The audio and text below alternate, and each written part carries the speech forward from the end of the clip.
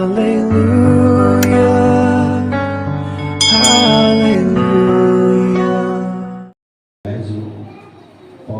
12 వరకు కూడా ఎవరు రాలేదు. మంచిది నిద్ర సరిపోలేదు కాబట్టి రాలేకపోయారు. ఇప్పుడు లేట్ చేయకుండా త్వరగా వెళ్ళిపోదాము. ప్రార్థన చేసుకుని వాటికి పూర్తిగా వెళ్ళిపోదాం. అందరూ కూడా తల వచ్చండి, ప్రార్థించి ప్రార్థన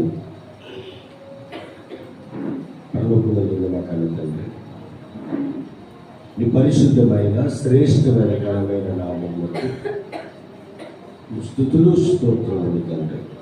దేవా ఇదిగోనాయన ఈరోజు మరొకసారి నీ పాద సన్నిధిలో మేమందరూ కూడా కలిసి నిన్ను ఆరాధించడానికి మీరు మాకు ఇచ్చిన అవకాశాన్ని బట్టి వందనాలు. ఎన్నో విషయాలు నీ మాటలు మాకు వినిపిస్తూ ఉండాలి. నువ్వు ఎలా బ్రతకాలో, ఎలా భూమి మీద నడవడాలో ప్రతి నిమిషము మీరు మాతో మాట్లాడుతుంటారు. బట్టి నీకే స్తుతులు స్తోత్రములు చెల్లిస్తూ ఉన్నాను. అలాగే నాయన ఇప్పుడు ఎవరికి మాటలు అవసరమో, ఎవరు ఏ మాటల వరకు ఎదురు చూస్తున్నారు, మాటలు మీరు మా అందరితో కూడా మాట్లాడి బలపరిచి స్థిరపరచమని. రాగలిగిన వారికి తండ్రి నాయన తోడుగా ఉండండి, రాలేని వారికి కూడా తోడుగా ఉండండి. వచ్చిన వారందరినీ కూడా దీవించండి, ఆశీర్వదించండి.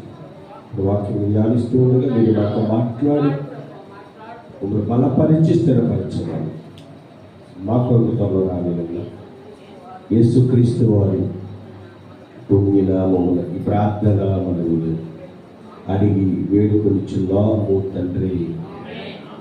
ఆమేన్. ఆమేన్. అందరూ కూర్చుందామండి.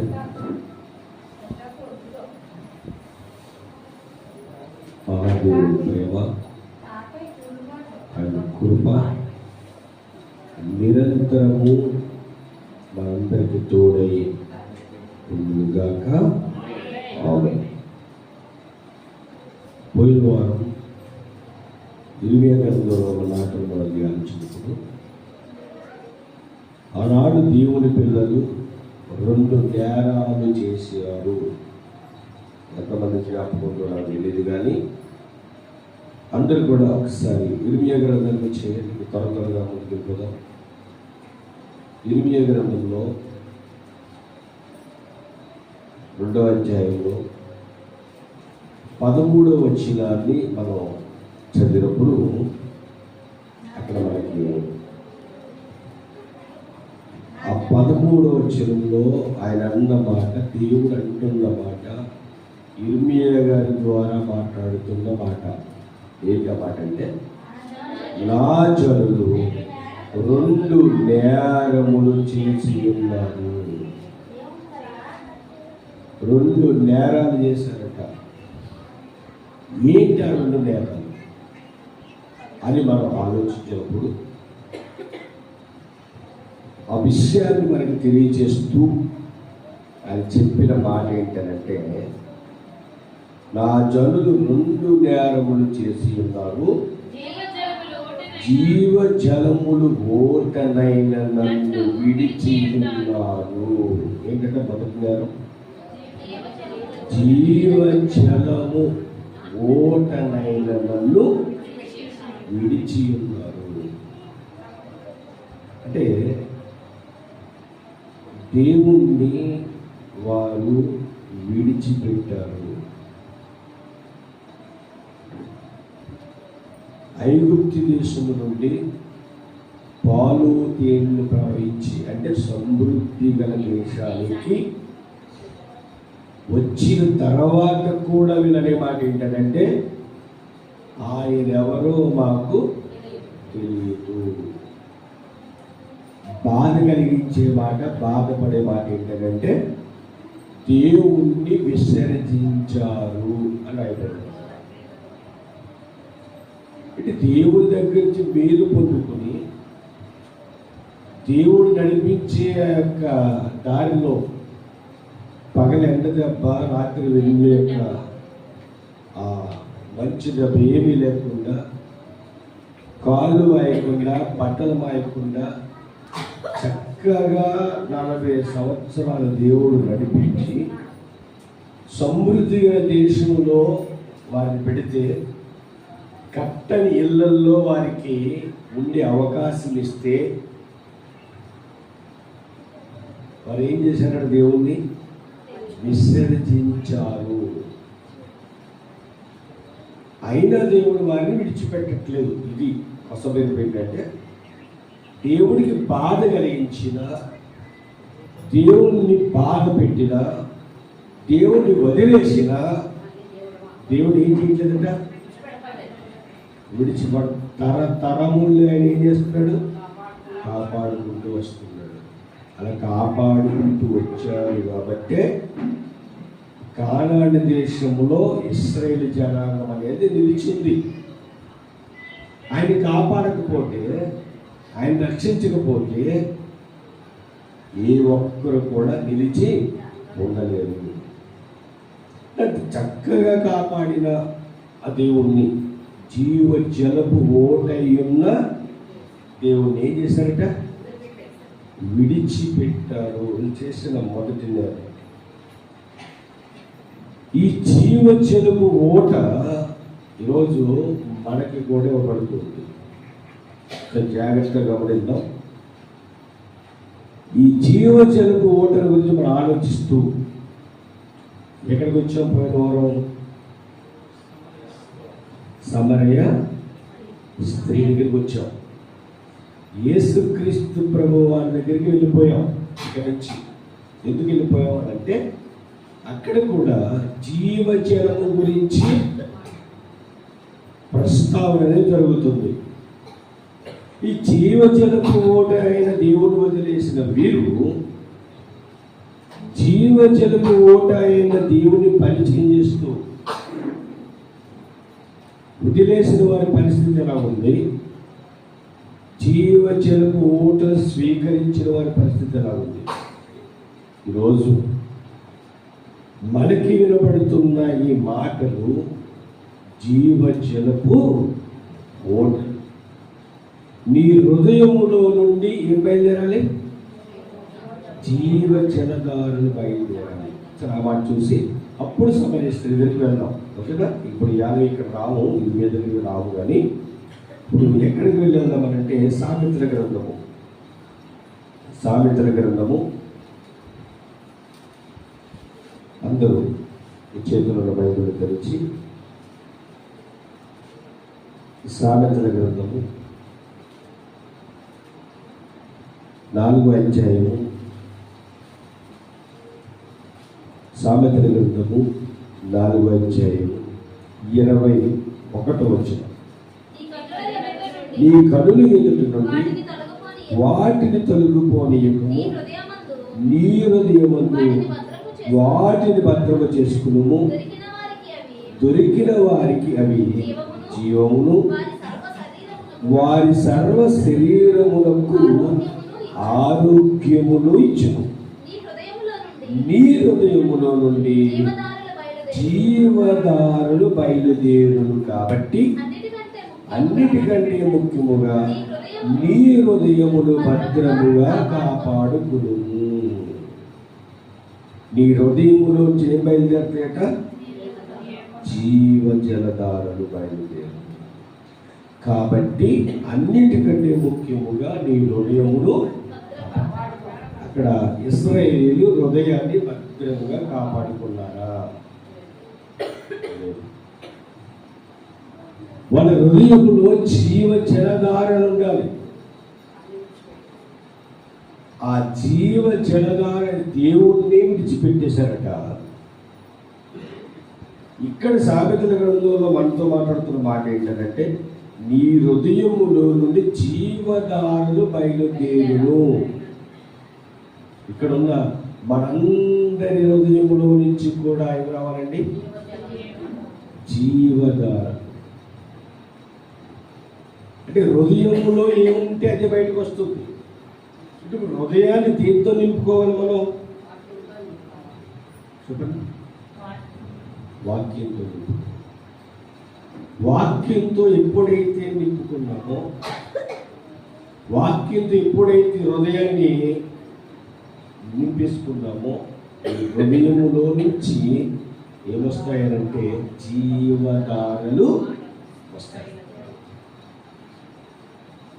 ఆ జీవధారను వదిలేశారట, అంటే దేవుని మాటను బొత్తిగా విడిచిపెట్టేశారు. అక్కడ రాసిన మాట విసర్జించారు.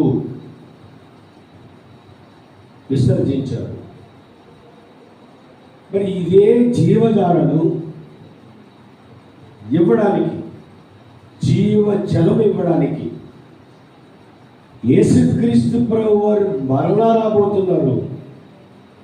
వచ్చారు, లోకంలో ఉన్న వారందరికీ ఇస్తూ ఉన్నారు. అలాంటి క్రమంలో మనకి ఒక స్త్రీ కనిపిస్తుంది. హృదయం శుభ్రంగా ఉంది ఆవిడది, హృదయం భద్రంగా ఉంది ఆవిడది లేదు. కానీ హృదయము భద్రంగా లేకపోయినప్పటికీ కూడా దేవుని ఆ జీవజలం ఎప్పుడైతే ఆమె దగ్గరికి వెళ్ళిందో ఆమెలో ఉన్న ప్రతీది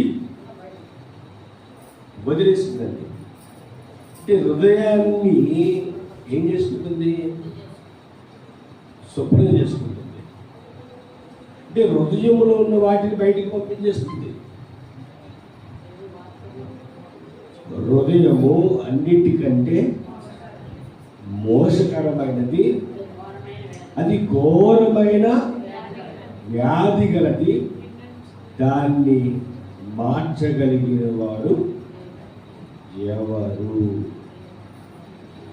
అంటే ఆ హృదయాన్ని మార్చగలిగింది ఎవరంటే దేవుడు. దేవుడే నీ హృదయాన్ని ఏం చేస్తాడు?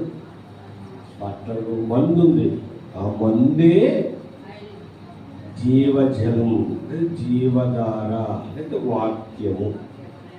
ఇప్పుడు మందు పట్టుకెళ్ళాడు ఎక్కడికి? సమరయ స్త్రీ దగ్గరికి. ఎందుకంటే ఆయన శరీరధారిగా ఉన్నాడు కదా. మరి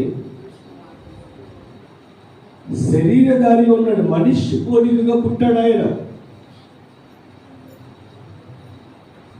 ఆ జీవజలం ఇవ్వడానికి ఆయన ఎంత కష్టపడ్డాడో, ఎంత అలిసిపోయాడో ఈరోజు మనకు అర్థం కావాలి.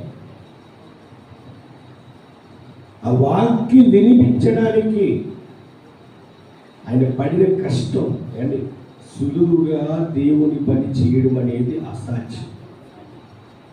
దేవుని పని అని మనం ప్రారంభిస్తే ఆ పనిలో ఎన్నో ఆటంకాలు వస్తాయి, ఎన్నో ఇబ్బందులు వస్తాయి, ఎన్నో ఇరుకులు ఉంటాయి, ఎన్నో నిందలు ఉంటాయి, ఎన్నో అవమానాలు ఉంటాయి.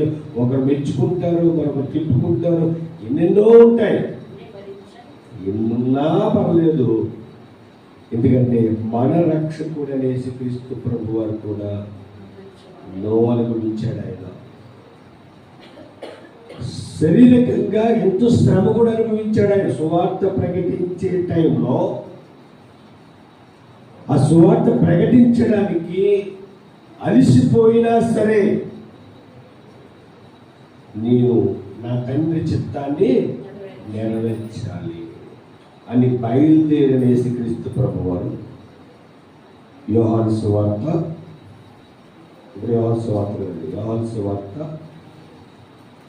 4వ అధ్యాయం. మనం వెళ్ళేది జీవజలము కొరకు. ఎందుకంటే జీవజలమునైన నన్ను ఏం చేశారు వీళ్ళు? విడిచిపెట్టారు. ఎక్కడ చదువుకున్న మాట మనం ఇర్మియా గ్రంథము 2వ అధ్యాయంలో 13వ వచనం. అక్కడి నుంచి మనం సామెతల గ్రంథానికి వచ్చినప్పుడు నీ హృదయములో నుంచి జీవధారలు బయలుదేరుతాయి. కాబట్టి అన్నిటికంటే ముఖ్యముగా నీ హృదయాన్ని కాపాడుకో. రైట్. ఇప్పుడు ఆ జీవ జలము ఇవ్వడానికి యేసుక్రీస్తు ప్రభువారు వెళ్తున్న చోటకి ఒక స్త్రీ రాబోతుంది.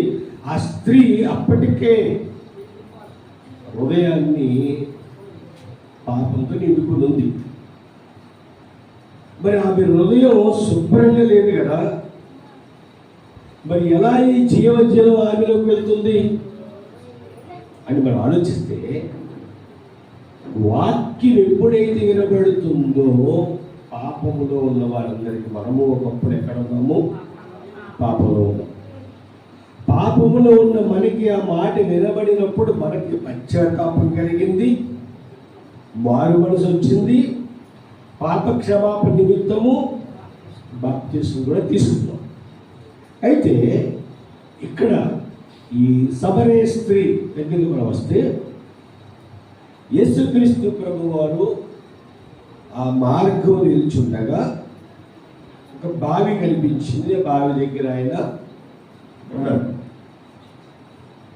ఎలా ఉన్నాడు కూడా అక్కడ రాసుకుంటాడు. 4వ అధ్యాయము 4వ వచనంలో, 4వ అధ్యాయము 4వ వచనంలో ఆయన సమరయ మార్గమున వెళ్ళవలసి వచ్చేను. బాగా చూడండి, పరిశుద్ధాత్మ ప్రేరణతో మనకు అర్థమయ్యే రీతిలో రాయించాడు. మామూలుగా మార్గం ఎలా అవసరం లేదు, అది సమరయ మార్గం. అంటే సమరయ అనే గ్రామంలోనికి యూదులు వెళ్ళరు. అక్కడ ఒక నియమం ఉంది, వెళ్ళవలసిన అవసరం వచ్చింది. ఎందుకంటే సమరయ మార్గం పట్ల దేవుడి ప్రణాళిక ఉంది. రోజు మనందరం ఇక్కడికి వచ్చామంటే అది మన చిత్తమా దేవుని చిత్తమా చెప్పండి? మన ప్రణాళిక ఏమీ వర్కౌట్ కావు. మన పట్ల దేవునికి ప్రణాళిక ఉంది. ఎక్కడెక్కడ వారమో కొంతమంది అయితే ఎవరికి తెలియని వారు కూడా ఇక్కడ ఉన్నాం. కానీ అందరము కలిసి ఒక చోట దేవుణ్ణి ఆరాధించగలుగుతున్నామంటే అది ఆయన ప్రణాళిక. ఇప్పుడు ఆయన ప్రణాళికలో సమరయ గ్రామం ఉంది. ఇప్పుడు ఆ సమరయ గ్రామంలో ఒక స్త్రీ, ఆ స్త్రీ ఏంటి ఆమె యొక్క వృత్తి అంటే, ఆమె మంచి స్త్రీ కాదు. భర్తలు చాలా మంది, కానీ భర్తలు కూడా కాదు అన్నట్టుగా ఇక్కడ రాయబడింది. అంటే ఆమె హృదయం పాడైపోయింది.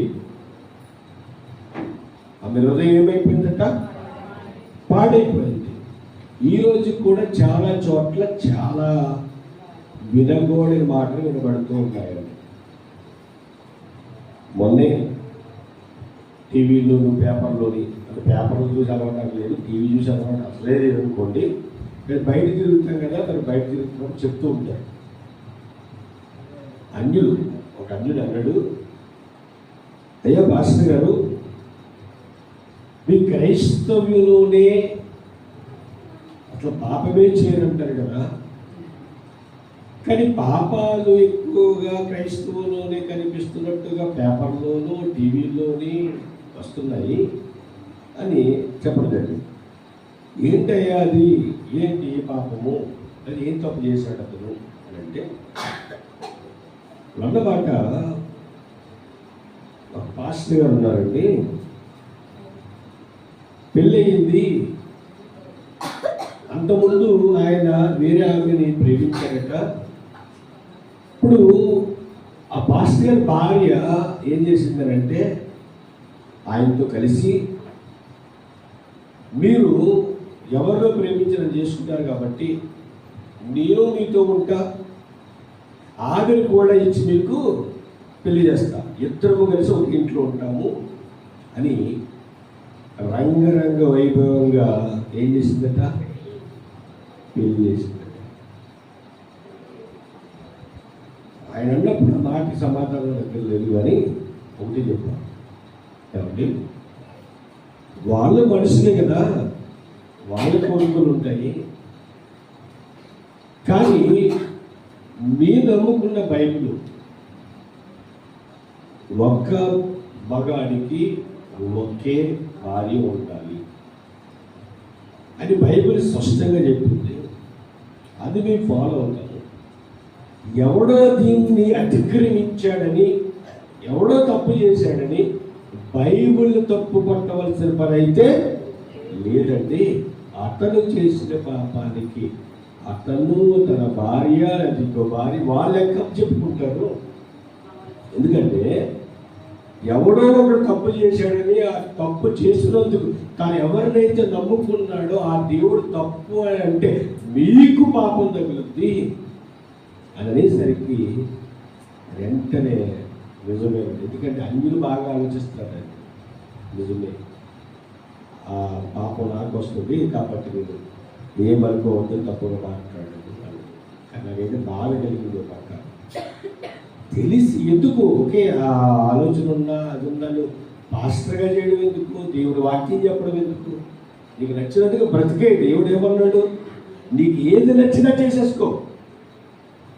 మంచి చేస్తే పరలోకం, చెడు చేస్తే రెండు ఆప్షన్స్. ఇంకేమీ లేదు. నేను బలవంతంగా దేవుడి పరలోకం తీసుకోవాలని ఆశపడతలేదు. ఆయన ఏమి చెప్పిన మాట వినే మాట ప్రకారం బ్రతికితే వస్తావు, బ్రతకకపోతే రావు. కానీ దేవుడి నామాన్ని అవమానపరచడానికి వీలు లేదు. ప్రేమ దేవుడు లేదు. ప్రతి చోట దేవునికి అవమానం, ప్రతి చోట. కానీ దేవుడు పాపము నుంచి విడిపించడానికి, పాపము లోకంలోనికి మనల్ని పాతాళానికి వెళ్ళిపోకుండా ఈ పాపము లోకంలో పరిశుద్ధులుగా బ్రతకడానికి, పవిత్రులుగా బ్రతకడానికి యేసుక్రీస్తు ప్రభువు వారి త్యాగము, ప్రాణ త్యాగము ఈరోజు చాలా మందికి అర్థం కాక ఆయన నామాన్ని అవమానపరుస్తున్నారు. ఆనాడు సమరయ స్త్రీ ఏ పాపంలో ఉండగా ఆమెను మార్చాలి. ఈరోజు మనల్ని ఎలాగైతే మార్చాలనే వాక్యం మన చుట్టూ తిరుగుతుందో, తిరుగుతుందనే మన చుట్టూ వాక్యం ఏదో విధంగా ఎవరి ద్వారా మీకు వాక్యాన్ని వినిపిస్తున్నారు. చెడ్డ చేయొద్దు, చెడు చేయొద్దు, చెడు సహవాసాలొద్దు, చెడు తలపులొద్దు, చెడు తప్పులొద్దు, నువ్వేమి చేయకు, నువ్వు దేవునికి దృష్టికి అనుకూలమైనవే చెయ్యి అని దేవుని వాక్యం మన చుట్టూ తిరుగుతుంది. మనం ఏం చేస్తున్నామంటే తప్పించుకు తిరుగుతున్న వాక్యానికి. ఇక్కడ ఈ మనం తీసుకున్న ఈ పాఠంలో సమరయ స్త్రీ దగ్గరికి ఏమొచ్చిందట? వాక్యం వెళ్ళిపోయిందండి. శరీరధారి వచ్చిన వాక్యం వెళ్ళిపోయిందండి ఆమె దగ్గరకు. ఏం అదృష్టం చెప్పండి ఆమెది. ఒకవేళ వెళ్ళకపోతే పరిస్థితి చెప్పండి. వాక్యమే యేసుక్రీస్తు ప్రభు వారే సమరయ స్త్రీ దగ్గరికి వెళ్ళకపోతే ఆమె పరిస్థితి ఏంటి? మరొక మాట, వాక్యం మన దగ్గరికి రాకపోతే మన పరిస్థితి ఏంటి చెప్పండి. వాక్యం వచ్చిందా మనం వెళ్ళిపోయేవారు. ఇక్కడ ఉన్న వారు ఎవరైనా చెప్పు చేరాలి. వాక్యం మొదట మన దగ్గరికి వచ్చింది. మీరు బాధలు ఉన్నప్పుడు, కష్టంలో ఉన్నప్పుడు, సమస్యలు ఉన్నప్పుడు ఎవరో ఒకరు వచ్చి మనం దేవుణ్ణి నమ్ముకోవాలి. నువ్వు వాక్యం విను. నువ్వు బాధలో ఉన్నావా, శ్రమలో ఉన్నావా, ఆ బాధ నుంచి, శ్రమ నుంచి నా దేవుడు ఏం చేస్తాడు? వినిపిస్తాడు. కానీ ఆ మాట నమ్మేనా వచ్చామని చెప్పండి. నేనైతే నమ్మే వచ్చాను. నేనైతే చెప్తున్నాను పబ్లిక్గా, నీ బాధలో ఉన్నప్పుడు, కష్టంలో ఉన్నప్పుడు, సమస్యలో ఉన్నప్పుడు నా తల్లి వచ్చి మరి ఒక్కసారి గుర్తురారా, ఒక్కసారి గుర్తురా అంటే దేవుడు గొప్పోడు, దేవుడు గొప్ప కార్యాలు చేస్తాడు అని ఆమె చెప్పిన మాట విని విని విని ఇక ఎక్కడ తిరిగినా, ఎన్ని తిరిగినా లాభం లేదు అని అనుకున్న తర్వాత మొత్తం మీద ఆ వాక్యం నా దగ్గరికి వచ్చింది కాబట్టి అప్పుడు నేను ఎక్కడికి వెళ్ళాను? మందిరానికి వెళ్ళాను. అలాగే ఇక్కడున్న మీరు చాలామంది వాక్యం ఉంది మనకి వినబడింది కాబట్టి మరి ఎక్కడికి వెళ్ళాం? మందిరానికి వెళ్ళాం. అలాగే సమరయ స్త్రీ దగ్గరికి కూడా వాక్యం వెళ్ళింది. ప్రియమైన దేవుని వారా, ఆనాడు సమరయ స్త్రీ ఎంత అదృష్టవంతురాలో మన ఇక్కడ ఉన్న వారందరూ కూడా మనం కూడా ధన్యులమే. దాన్ని బట్టి మనం గొప్పగా ఆనందపడాలి. మనం దేని బట్టి ఎంతసేపు పడాలి చెప్పండి? దేని బట్టి? దేవుని బట్టి అతిశయం. నిజమండి, దేవుని సన్నిధిగా కూర్చోవడం అంటే జ్యోతి ఉంది కదా. నా తల్లి చర్చికి వెళ్ళేది, అది ఎప్పుడు వెళ్ళలేదు. వెళ్ళిందండి అమ్మగారు, అమ్మాయి ఎవరు కదా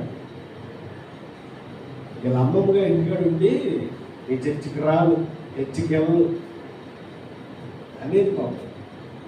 అవి చెప్పకపోయినా పాపం తీసుకోవాలి. కానీ ఇప్పుడు ఏం చేసింది? అదే దేవుని మందిరంలో ఘనంగా వాడబడుతున్న పాత్ర. నిజమండి, వాక్యము వెళ్తుంది. అమ్మగారు అంటే చెప్పేవారు, వినేది కాదు. మొత్తం మీద వాక్యం అయితే వెళ్ళింది. మొత్తం మీద వాక్యం ఏం చేసింది? మందిరానికి నడిపించింది.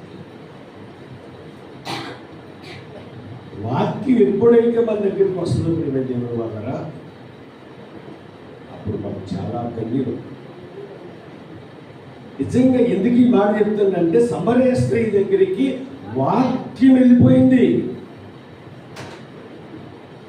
అక్కడ బాగా రాయబడి ఉంటుందండి 4వ అధ్యాయంలో 4వ వచనంలో, ఆయన సమరయ మార్గమును వెళ్ళవలసి వచ్చిన కనుక యాకోబు తన కుమారుడైన యోషువకు ఇచ్చిన భూమిలోకి ఉన్న సమరయలోని సుకారు అను ఊరికి వచ్చెను. అక్కడ యాకోబు బావి ఉండెను గనుక యేసు ప్రయాణము వలన అలిసి ఉన్న రీతినే ఆ బావి యొద్ద కూర్చుని ఉండెను. అప్పటికి ఇంచుమించు 12 గంటలాయెను. అప్పుడే ఆయనకి ఏమొచ్చిందట? అలిసిపోయాడు. సువార్త ప్రయాణంలో అలసట అనేది ఉంటుంది. ఆ అలసటలో అలిసిపోయిన యేసుక్రీస్తు ప్రభువు వారు నీళ్ళ కొరకు ఏం చేస్తున్నాడు? కూర్చున్నాడు అక్కడ. కానీ ఒకవేళ తోడుకుని తాగడం అంటే అక్కడ ఏమి లేదట, శాల లేదు. అయితే ఆవేసింది, తోడుకోవడానికి శాల లేదు. కానీ అప్పటికి టైం ఎంత అయిందట? 12 గంటలు అయిందట. చూడండి, దేవుని ఆకర్షణ ఉంటే ఏ రీతిగా వాక్యము మన దగ్గరికి వస్తుందో నీకు అర్థం కావాలి. అదే టైంలో సమరయ స్త్రీ అక్కడికి రావడానికి కారణం 12 గంటలు రావడం ఏంటి, ఒంటరిగా రావడం ఏంటి, ఇవన్నీ మనం ఆలోచిస్తే ఆమె టైం అదే, అప్పుడే వస్తుంది. అది ఎవరు తెలుసు? దేవుడికి తెలుసు. ఇప్పుడు దేవుడికి తెలుసు కాబట్టి ఆ టైంలో యేసుక్రీస్తు ప్రభు వారిని అక్కడికి పంపించారు. దేవుని ఆలోచన ఏంటంటే, ఏ ఒక్కరూ నశించకూడదు, అందరూ అంతటా మారు మనసు పొంది ఆయన ఇవ్వబోయే మహాలోకానికి రావాలి. ఇప్పుడు యేసుక్రీస్తు ప్రభు వారు దేవుని చిత్తం నెరవేర్చారు. ఇది తండ్రి పని. ఎందుకంటే చాలా చోట్ల అంటాడు, నేను నా తండ్రి పనిని తుదముట్టించుటయే నాకు ఆహారమై ఉన్నది. ఈ సన్నివేశంలోనే, ఈ సందర్భంలో మాట్లాడతారు ఇంకెక్కడికి వెళ్ళిన తర్వాత. అంటే ఇక్కడ మీరు ఆలోచించాలి, ఆయన ఏం చేసినా ఎవరి దృష్టిలో పెట్టుకుని చేస్తాడు? ఆయన తండ్రిని, పరలోకమందున్న తండ్రి. ఇప్పుడు ఒక పాపి ఉంది అక్కడ, ఆ పాపి మారాలి. ఆ పాపి గురించి కదా వచ్చాడు ఆయన పరలోకంలో భూమి మీదకి. ఆయన అలిసిపోయి ఉన్నాడట, నీళ్ళు గురించి ఎదురు చూస్తున్నాడట. ఇలా ఏమైందట? సమరయ స్త్రీ ఒకటే సమరయ స్త్రీ ఒకటి నీళ్లు చేదుకున్నటకు అక్కడికి రాగా యేసు నాకు దాహమునకు ఇమ్మని ఆమెను అడిగాను. అందుకే జీవజలం ఇవ్వడానికి యేసుక్రీస్తు ప్రభువు వచ్చాడు అక్కడికి. కానీ దాహం వేస్తుంది, నాటకం కాదది, దాహం వేస్తుంది. దాహానికి నీళ్ళు ఇమ్మన్నాడు, దాహానికి నీళ్ళు ఇమ్మన్నాడు. ఆ ఇమ్మంటే అప్పుడు ఆమె మంది ఆయన శిష్యులు ఆహారము కొనుటకు ఊరిలోనికి వెళ్ళి ఉంది. ఆ సమరయ స్త్రీ యూదుడైన నీవు సమరయ స్త్రీనైన నన్ను దాహమునికిమ్మని ఎలాగూ అడుగుచున్నావని ఆయనతో చెప్పెను. అనగా యూదులు సమరయులతో సాంగత్యము చేయరు. యూదులకి సమరయులకి ఏమలేదట అంటే వాళ్ళతో వీళ్ళతో వాళ్ళకి పొత్తులు లేవు, మాట్లాడుకోరు, ఎవరికి సంబంధం లేదు.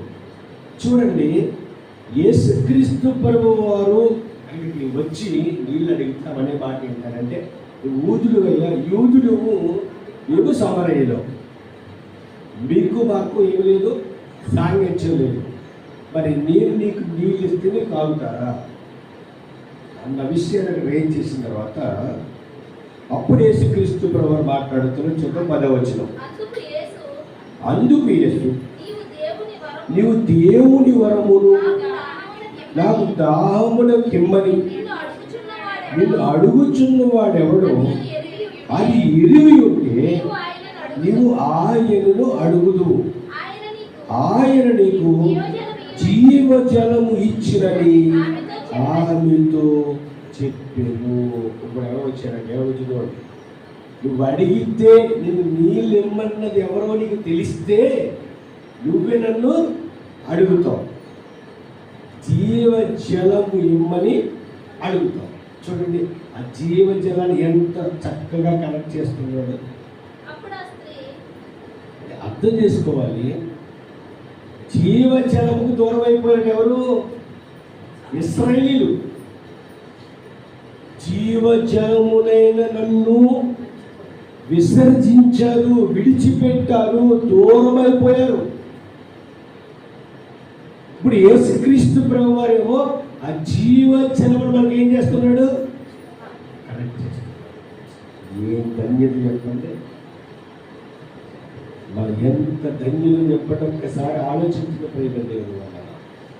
ఇంత ధన్యకరమైన జీవితం మనకిచ్చినా ఇంకా దౌర్భాగ్యులమే అనుకుంటాం, ఎందుకు పనికిరాని వారమే అనుకుంటాం, నన్ను ఎవరో పట్టించుకోవట్లేదు అనుకుంటాం. ఇదిగో నా భార్య నన్ను సరిగా పట్టించుకోదు, భర్త సరిగా పట్టించుకోడు, నా తండ్రి సరిగా పట్టించుకోడు, తల్లి సరిగా పట్టించుకోదు, అన్నీ సరిగా, తమ్ముడు సరిగా, మీరు ఏదంటే అనుకోండి, మీరు ఏదో ఒక రోజు అనుకుంటూ ఉంటారు, వీళ్ళెవరు నన్ను సరిగా పట్టించుకోవట్లేదు, నాకు విలువ లేదా, నాకు విలువ లేదా, నాకు అందం లేదు కాబట్టి నాకు విలువట్లేదా, నాకు ఆస్తి లేదు కాబట్టి నాకు విలువట్లేదా, నాకు బంగారం లేదు కాబట్టి నాకు విలువట్లేదా? ఎవరి విలువిచ్చినా ఇవ్వకపోయినా నిన్ను దేవుడు విలువ పెట్టి నీవు భూమి మీద సంచరిస్తున్నావంటే నువ్వు ఎవరికి ఇష్టమో తెలుసా? దేవునికి ఇష్టం. దేవునికి ఇష్టం ప్రేమ దేవుడు వారు. మనం అంటే దేవుడికి ఇష్టం అయితే మనుషులకు ఇష్టమా కాదా? మనుషులు పొగుడుతారా పొగడరా? మనుషులు మనల్ని జాలిగా చూస్తారా చూడండి, ఇవేమి వద్దు. ఏదైతే అవుతుంది, మనమంటే మన తండ్రి దేవునికి ఇష్టం. ఇది చాలండి మన బ్రతుకులో ముందు కొనసాగడానికి. ఇది చాలు మన జీవితంలో అనేకమైన ఆశీర్వాదాలు సంపాదించుకోవడానికి. నాకు తోడుగా ఉన్నది మనుషులు కాకపోవచ్చు, కానీ మనుషులు సృష్టించిన సృష్టికర్త దేవుడు. ఆ దేవుడు నాకు తోడుగా ఉండగా ఇక నేను దేనికి భయపడవలసిన పని లేదు. ఇక్కడ మీరు జాగ్రత్తగా ఆలోచిస్తే ఇలా అంటున్నాడు, నీకు నీ తోడుగా ఉంటానంటున్న మాటది.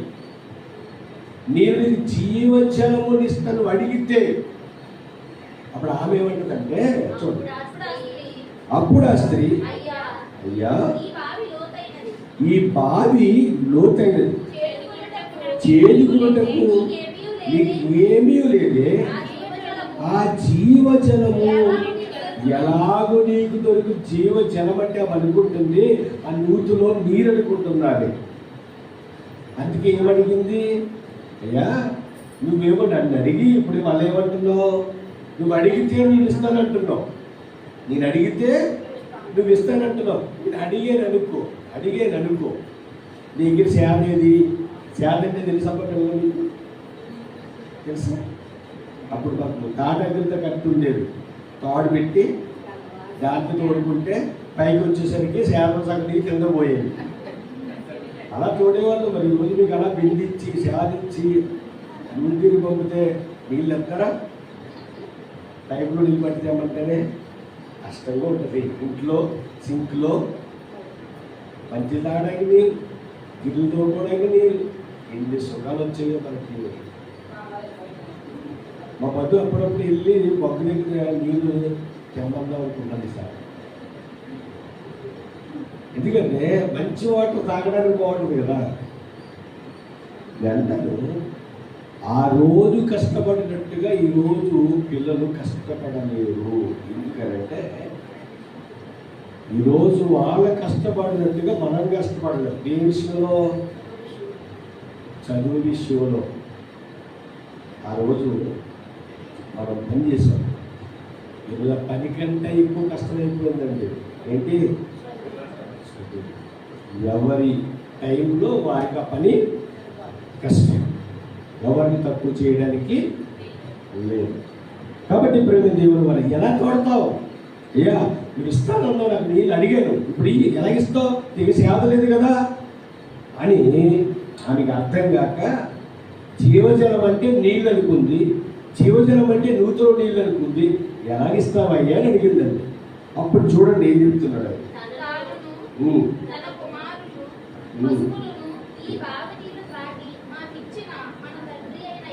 తనను తన కుమారులు పశువులను ఈ బావి నీళ్లు త్రాగి మాకిచ్చిన మా తండ్రి యాకోబు కంటే నువ్వు గొప్పవాడువా. ఎవరికంటే? యాకోబు కంటే. ఎవరు అడుగుతుందంటే? జీవజలము ఇవ్వడానికి వచ్చిన యేసు. మా తండ్రి యాకోబు పితృడైన యాకోబు గొప్పవాడు, అతని కంటే నువ్వు గొప్పవాడువా అన్న తర్వాత అందుకు యేసు చూడండి జాగ్రత్తగా, ఈ నీళ్లు త్రాగు ప్రతి వాడును మరలా నీ పితృడైన యాకోబు తవ్వించిన ఈ నూతిలో నీళ్లు తాగితే మళ్ళా ఏం వేస్తుంది? దాహం వేస్తుంది. అంటే ఇవి జీవజలము కాదు తల్లి, జలము అంటే వాటర్, నీళ్లు. ఇవి తాగితే మళ్ళీ దాహం వేస్తుంది. ఇది శరీరానికి సంబంధించిన నీళ్లు. ఇప్పుడు ఇందుకే ఆమెకి శరీరానికి సంబంధించిన నీళ్ళు కావాలా, హృదయానికి సంబంధించిన నీళ్ళు కావాలా? హృదయాన్ని శుద్ధి చేసే నీళ్ళు కావాలి. ఇప్పుడు హృదయాన్ని శుద్ధి చేయాలంటే ఏంటి? ఇది మీకు ఆల్రెడీ చెప్పాను. హృదయము అన్నిటికంటే మోసకరమైనది, ఘోరమైన వ్యాధి కలిగినది. దాన్ని బాగు చేయగలవాడు ఎవడానంటే దేవుని వాక్యము, అంటే జీవజలము. ఆ జీవజలము ఎప్పుడైతే నీ హృదయములోనికి వెళ్తుందో నీ హృదయంలో ఉన్న ప్రతి పాపాన్ని కూడా ఏం చేస్తుందట?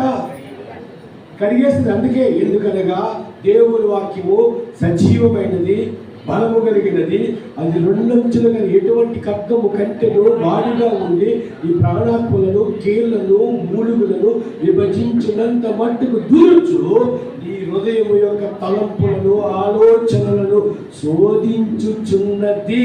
అదే దేవుని వాక్యం, అదే జీవజలం, అదే నీ హృదయానికి మందు. నీ హృదయం బాగుపడాలి అంటే ఇచ్చేది జీవజలము. నీ శరీరానికి దాహం వేస్తే తాగేది జలము. ఏంటిదా? జలము. శరీరానికి ఏంటి అవసరం? జలము. ఈ హృదయానికి ఏంటి అవసరం? జీవజలము. నువ్వు ఇస్తారన్నది నువ్వు అనుకుంటున్నది, లేదా నువ్వు చెప్పింది, నీ పితరుడు నీకు ఇచ్చింది, ఈ నూతిలో ఉన్నది జలం. నువ్వు తాగితే మళ్ళీ వేస్తుందా? దాహం వేస్తుంది. నేనిచ్చేది చూడండి ఏమంటాడు,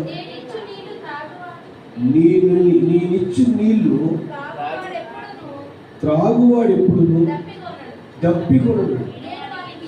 నేను వాడికి ఇచ్చి నీళ్లు నిత్య జీవములకై వాడిలో నూనె నీటి బుగ్గగా ఉండిన ఆమెతో చెప్పేను. దేవుని మనకు మహిమ.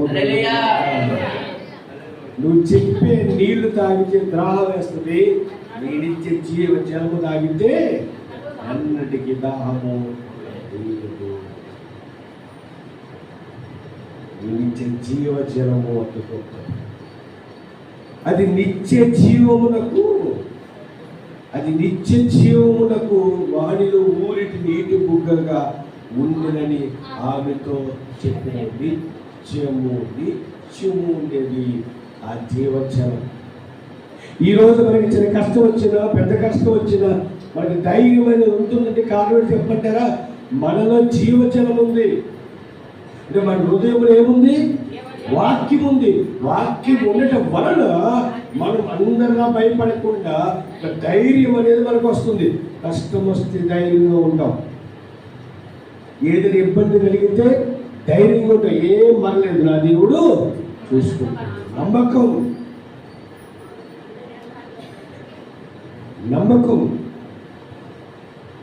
ఆ నమ్మకం మనకి ఏర్పడే కారణం ఏం చెప్తుంటారా? మనలో జీవజలము ఉండడం. మనలో జీవజలము ఉండడం ప్రేమ దేవుడు. ఆ జీవజలాన్ని ఆ రోజు ఆ యొక్క సమరయ స్త్రీకి ఇవ్వడానికి ఆయన చేసిన ప్రయత్నం చూడండి. ఆమెలోకి ఎక్కించడానికి, ఆమె హృదయంలోకి, ఆ హృదయంలోకి వెళ్తే హృదయంలో పాపం అంతే ఏమవుతుందట? పోద్ది. అప్పుడు చూడండి, జాయిగా వాక్య జీవ జలాన్ని ఆమెలోకి ఎలా ఎక్కిస్తున్నాడు చదవండి. ఆ స్త్రీ ఈ బావి చూసి ఆయన చూసి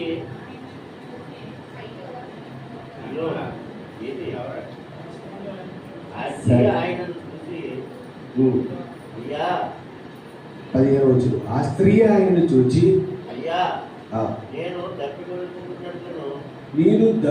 ఉండకుండానట్లును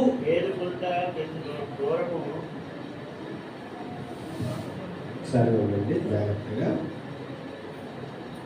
యేసు నీవు ఇక్కడ ఏమన్నాడంటే, ఆ స్త్రీ ఆయనను చూచి, అయ్యా నేను దప్పి ఉండకుండానట్లును చేదుకుంటా ఇంత దూరం రాకుండానట్లును ఆ నీళ్ళు నాకు దయచేయమని. ఇంకా ఆమెకు అర్థం కాలేదట. ఒకసారి దయతో బైబిల్ చూసి జాగ్రత్తగా వాక్యాన్ని ధ్యానించడానికి మనసు ఎన్నికల సమయంలో ప్లీజ్ బైబిల్ చూపేసి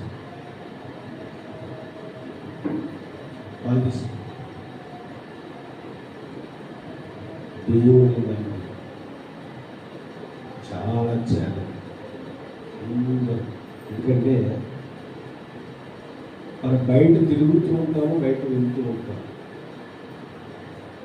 అది వేరే.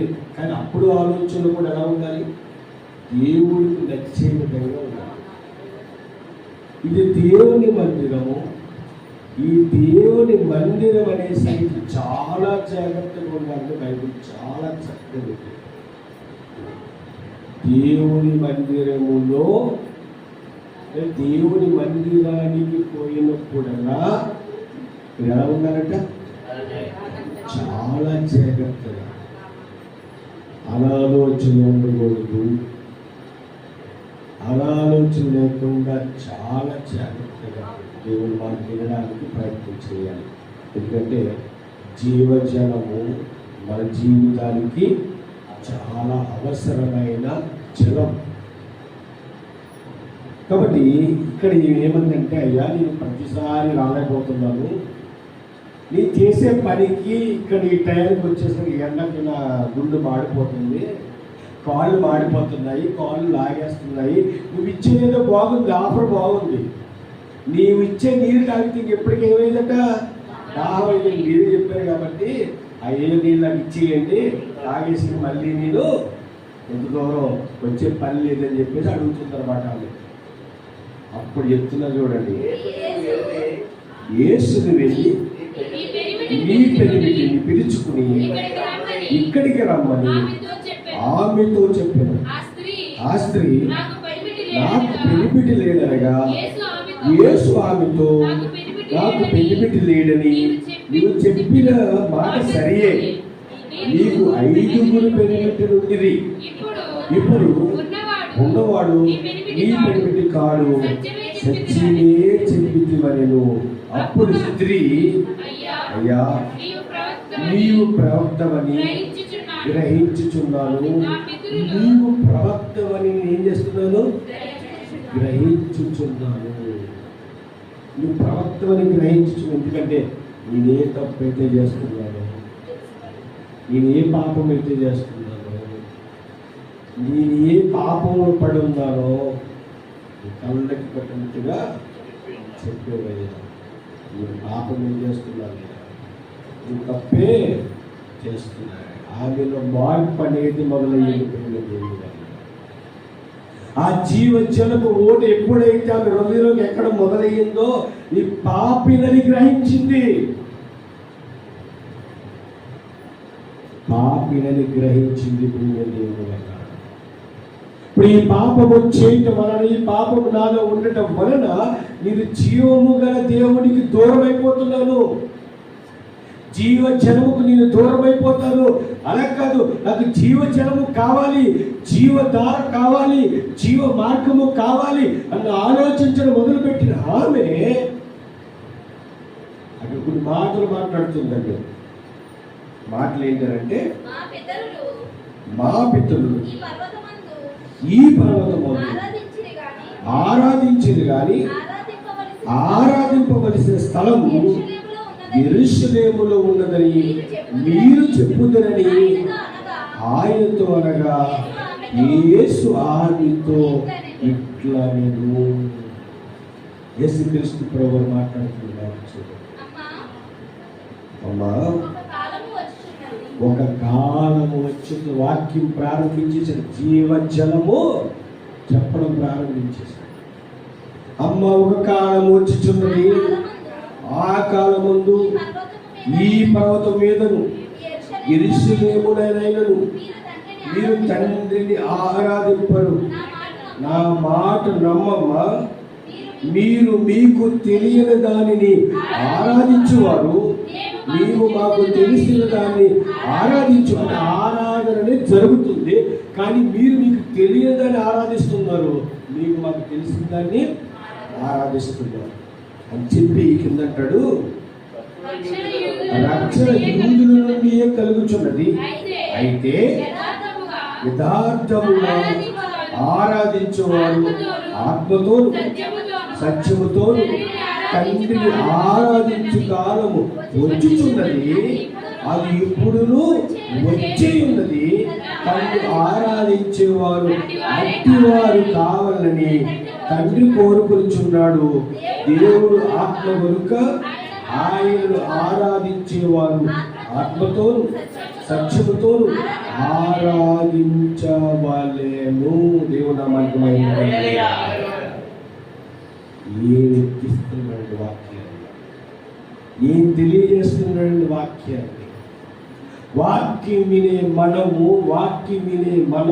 ఆ వాక్యాన్ని వినేటప్పుడు ఆ వాక్యంలో ఉన్న ఫలాన్ని మనం తీసుకుంటే, ఆ శక్తిని మనం తీసుకుంటే చాలా ఆనందంగా ఉంటుంది. ఇక్కడ ఆ సమరయ స్త్రీ చెప్పిన ప్రతి మాట జాగ్రత్తగా ఉంటుంది. ఆమెలో పశ్చాత్తాపం మొదలైంది, ఆమెలో మార్పు మొదలైంది. ఈ జీవ జలుపు ఓటును ఎప్పుడైతే స్వీకరించిందో, ఎప్పుడైతే తీసుకోవడం మొదలుపెట్టిందో, ఎప్పుడైతే గ్రహించడం మొదలుపెట్టిందో, పాపాన్ని ఒప్పుకుని పాపాన్ని తనలో నుంచి బయటికి గెంటేస్తుంది. ఆ పాపాన్ని గెంటేయగలిగేది జీవము గల వాక్యము, జీవజలము. అలాంటి జీవజలాన్ని ఏం చేశారంటే ఇశ్రాయేలీయులు విడిచిపెట్టారు, వేరై పోయారు. జాగ్రత్తగా విడిచిపెట్టిన వారి జీవితాలు ఎలా ఉన్నాయి? స్వీకరించిన సమరయ యొక్క ఈ సమరయ స్త్రీ యొక్క జీవితం ఎలా ఉంది? అన్ని విన్న తర్వాత 25వ వచనంలో ఆ స్త్రీ ఆయనతో క్రీస్తు అనబడిన మెస్సియ వచ్చినని నీ దేవుడు అంటే ఒక అన్నీ తెలుసు. ఈ మాటలన్నీ చెప్పేదానికి అర్థమైందట. అయ్యా నువ్వు మెస్సియవే. తర్వాత ఆయన వచ్చినప్పుడు మాకు సమస్తమును తెలియజేయని చెప్పగా యేసు మీతో మాట్లాడుచున్న నేనే ఆయన నిర్ణయాలతో చెప్పాను. మొత్తం చూడండి, ఒక పాపి అయిన సమరయ స్త్రీ, పాపాత్మురాలైన సమరయ స్త్రీలోనికి జీవజలం వెళ్ళేసరికి ఆమె ఎలా మారిపోతుంది? దేవుని పని చేసే ఒక పనిముట్టిగా మారిపోతుంది. ప్రేమ దేవుడు ఒక అర్హమైన పాత్రగా మారిపోతుంది. దేవుని చిత్తాన్ని, దేవుని ఇష్టాన్ని నెరవేర్చే ఒక గొప్ప పోరాట యోధురాలుగా మారిపోతుంది. ఆమె జీవజలాన్ని స్వీకరించింది కాబట్టి. జీవజలాన్ని దూరం చేసుకున్న వారి పరిస్థితి చెప్పండి. అక్కడ ఆ మాట చదివించి ముగించి వచ్చేవారు కంటిన్యూ చేద్దాం, ఓకేనా? ఇక్కడ ఈ సమరయ స్త్రీ ఏం చేస్తుందట? జీవజలాన్ని స్వీకరించింది, అనేకులకు సువార్త చెప్పే ఒక యోధురాలిగా లేదా ఒక పాత్రగా మారిపోయింది. అది వచ్చేవారు మనకు అర్థమవుతుంది. ఈ జీవజలానికి దూరం అయిపోయే వారి పరిస్థితిని ఒకసారి చూద్దాం. ఎక్కడికి వెళ్ళాలి? ఏ గ్రంథానికి వెళ్ళాలి? ఇర్మియా గ్రంథం. ఇర్మియా గ్రంథం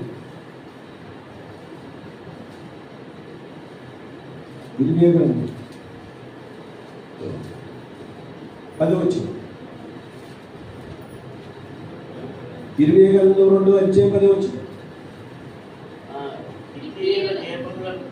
కిత్తీలు దీపములకు పోయి చూడుడి, కేదారునకు దూతలను పంపి బాగుగా విచారించి తెలుసుకుని మీలో జరిగిన ప్రకారము ఎక్కడైనా జరిగినదా ఆ దైవత్వము లేని తమ దినములను ఏ జనమైన ఎప్పుడైనను మార్చుకున్న అయినను నా ప్రజలు ప్రయోజనము లేని దానికై తన మహిమను మార్చుకుని ఆకాశమా దీన్ని బట్టి విస్మయపడము, కంపించుము, గట్టిగా పాడేపము. ఇదే యెహోవా వాక్కు. జీవజలమును దూరం చేసుకున్న వారి పరిస్థితి ఏమిటంట? పాడైపోతారు, నశించిపోతారు, నాశనమైపోతారు. జీవజలానికి వేరైన వారు, జీవజలాన్ని స్వీకరించిన వారు, జీవజలమును స్వీకరించి గ్రహించిన వారు అర్హమైన పాత్రగా మారిపోతారు. వారు అనేకులు పాడైపోయిన వారిని దేవుని వైపుకు నడిపిస్తారు. జీవ జలానికి దూరం అయిపోయిన వారు ఏమవుతారట? పాడైపోతారు, నశించిపోతారు. నశించిపోయిన వారుగా ఉన్నట్టుగా మనకు కనిపిస్తుంది ఇశ్రాయేలీయులకు. సమరయ స్త్రీ అనేక మందిని రక్షించి ఒక గొప్ప యోధురాలుగా మనకి కనిపిస్తుంది వచ్చేవారు అది చదివితే. కాబట్టి ప్రేమ దేవుడు వద్దరా మీరు నేను ఇక్కడ మనం అందరము కూడా జీవజలమును స్వీకరిస్తున్నామా, జీవజలముకు దూరంగా ఉన్నామా? ఎవరు చెప్పాలి మీకు? ఎవరు చెబితే మీకు అర్థమవుతుంది అని మనం ఆలోచిస్తే ఎవరు చెప్పక్కర్లేదు. మనసు పెట్టి నేను ఆలోచిస్తే మనము జీవజలము గల దేవునికి దగ్గరగా ఉన్నామా, ఎస్ దూరంగా ఉన్నామా? సమరయ స్త్రీలా మారిపోయి గొప్ప పాత్రగా ఉన్నామా, ఇశ్రాయేలుకు పాడైపోయి నశించిపోయే వారిగా ఉన్నామా? మీకు మీరే ఆలోచించుకోండి. దేవునికి నచ్చే విధంగా బ్రతికితే మన కుటుంబాలు ఆశీర్వదించబడతాయి. అట్టి కుటుంబాలుగా మనందరి కుటుంబాలు ఉండాలని మనస్ఫూర్తిగా కోరుకుంటూ నా మాటలు ముగిస్తున్నాను. తల్లవంచండి, ప్రార్థన చేద్దాం. ప్రార్థన. పరలోకమందున్న మాట్లాడు, ఈ మాతో మాట్లాడి వినాన్ని బట్టి వందలు. నిజమే నాయన, మీకు దగ్గరగా ఉన్నామా, దూరం అయిపోతున్నామా? ఒక్కసారి మాకు మేము ఆలోచించుకున్న తండ్రి, మీ చిత్తానుసారంగా ప్రతి జీవితం మా అందరికీ కూడా దయచేయండి తండ్రి. మా జీవితాలు ఎప్పటికీ నిన్ను మహిమపరిచే జీవితాలుగా, నిన్ను కనపరిచే జీవితాలుగా ఉంచమని ప్రార్థిస్తూ మా కలుగుతాను. ఆలయంలో యేసుక్రీస్తు వారి పొంది నామమున ఈ ప్రార్థన వలన గురించి తండ్రి. ఆమేన్ ఆమేన్. అలాగే మన మంచి భావం